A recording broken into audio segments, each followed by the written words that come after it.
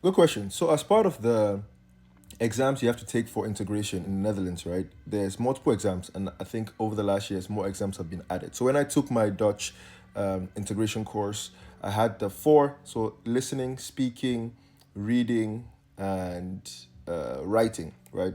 So, the four language parts, and then you have kennis van de Nederlandse maatschappij, so KNM, knowledge of the Dutch society, and oriëntatie op de Nederlandse arbeidsmarkt, ONA. So those were the six I took. Of course, over the last years, more have been added. But this question is, I think, pertaining to the kennis van de Nederlandse maatschappij, so the knowledge of the Dutch society. Because as of 1st of July this year, they've made some adjustments. Every 10 years, so the last adjustments that were made were in 2015. Every 10 years, they make adjustments to the exams to kind of see if the knowledge of the Dutch society you're learning actually connects well with the actual Dutch society. You know what I mean? If you're learning about things which are outdated, that's not the point. You're supposed to be learning about actual stuff you need to help you integrate into the Dutch society. So the two things that have been added as of July 1st is one, knowledge of, they call it self-beschikking van de vrouwen in Dutch. And that basically means the self-determination, the empowerment of the woman. So you have to know that in the Netherlands, you have certain rights as a woman that allow you to work, that allow you to fend for yourself, that allow you to be independent and all those things.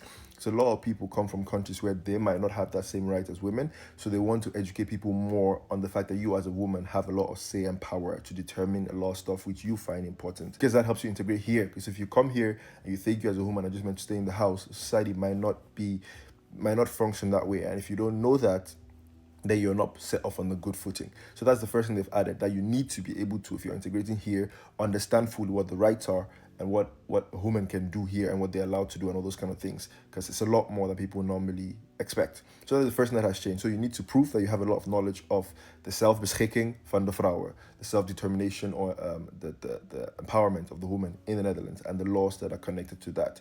The second thing is you have to know a lot about the Holocaust. Not a lot, but you have to have knowledge of the Holocaust. And you cannot practice hate towards Jews. So basically, that's the second part of that's been added. Basically, knowledge of the Holocaust and knowledge of how to go about that so you don't practice discrimination towards a specific group of people. Those are the two main things that have been added as of the 1st of July.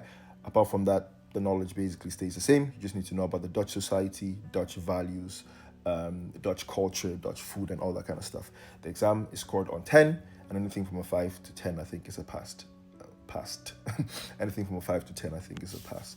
But don't quote me on that. It could be 6 to 10. But anyways, that's what has changed from the 1st of July.